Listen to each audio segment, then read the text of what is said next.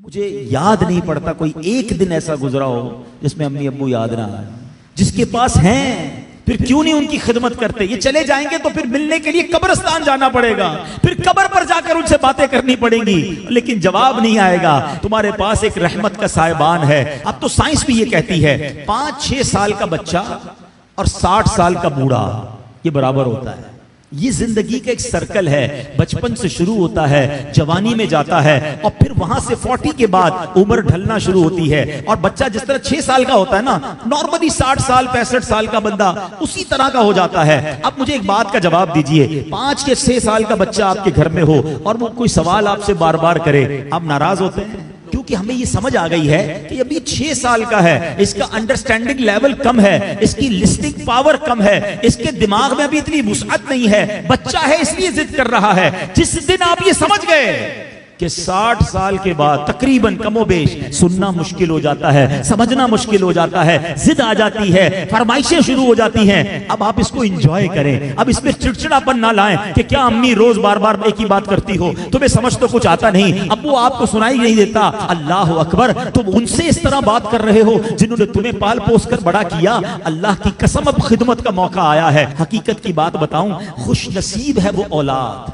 جس کو ماں باپ بڑھاپے میں ملے. ارے کئی ایسے ہیں جو ماں باپ کو بڑھاپے سے پہلے ہی کھو بیٹھے ہیں, اور خوش نصیب ہے وہ اولاد جس کو ماں باپ نے خدمت کا موقع دیا. ہاں, کئی ماں باپ تو ایسے ہیں جو بچوں کی خدمت کرتے کرتے ہی خود دنیا سے چلے. اگر تمہیں آج خدمت کا موقع ملا ہے نا, یاد کرو میں بھی تو بستر گندا کرتا تھا, میں بھی تو راتیں ان کی تنگ کرتا تھا. اگر میرے ماں باپ بچپن میں یہ فیصلہ کر لیتے کہ میں اس بچے کو کیسے سنبھالوں تو میں تو بے لباس رہ جاتا. کپڑے انہوں نے پہنائے, اگر مجھے وہ چھوڑ دیتے تو میری تعلیم کا کیا ہوتا, میری پرورش کا کیا ہوتا. مجھے آج جو بھی ہوں میں دنیا میں, اپنا ذہن بنا لو میرے پیارے اسلامی بھائیوں, خدا کی قسم اگر آج تمہارے پاس شرافت ہے, عزت ہے, دولت ہے, دنیا میں جو کچھ ہے وہ سب کچھ ہمارے ماں باپ کی برکتوں سے ہے. ہم کچھ بھی نہ ہوتے اگر ماں باپ ہمارا ہاتھ نہ پکڑتے ہیں. اور آج بوڑھے ماں باپ بوجھ لگتے ہیں, آج ان کی بیماری بری لگتی ہے.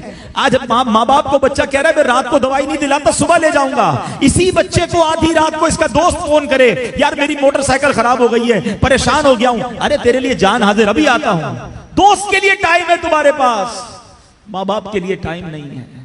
واللہ میں صحیح بتاؤں, ان بچوں کے پیسوں کا نصیب جاگا ہے کہ جن بچوں کے پیسے ماں باپ پر خرچ ہو جائیں. لوگ بچے یہ بھی کہہ رہے ہوتے ماں باپ کو کہ یہ میرے ہیں, میں آپ کو کیوں دوں, میں نے کمائے, تف ہے. یہ کوئی باتیں کرنے والی باپ سے, جس باپ نے اپنے پیٹ کاٹ کاٹ کر ہمیں کھلایا, اپنی خواہشیں مار مار کر. ہو سکتا ہے کبھی بچپن میں کسی کھلونے کی دکان سے ہم گزرے ہوں اور ہم نے کہا ابو یہ کھلونا لینا ہے, باپ کے جیب میں پیسے تھوڑے ہوں, باپ نے اپنے لیے کچھ خریدنے کا سوچا ہو, مگر سوچا ہوگا کوئی بات نہیں جوتے نہیں لیتا, کوئی بات نہیں آج یہ والا کھانا نہیں کھاتا, بچہ رو رہا ہے اس کو کھلونا دلا دوں. انہوں نے ہماری خواہشیں پوری کی, اور آج بچہ یہ کہہ رہا ہے کہ یہ پیسے میرے ہیں.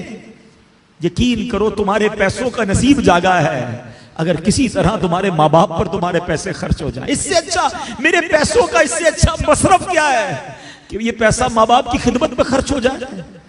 لیکن آج جو واقعات سننے کو مل رہے ہیں دل دہل جاتا ہے. ہم نے علماء کی کتابوں میں پڑھا ہے کہ بیٹا والد کے ساتھ ایسا بہیو کرے, اس طرح زندگی گزارے جیسا آقا کے سامنے غلام ہوتا ہے.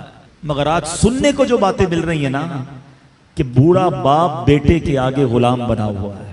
وہ اولاد کیسی ہے, زبان لٹک نہیں جاتی جو ماں باپ سے ایسے بات کرے.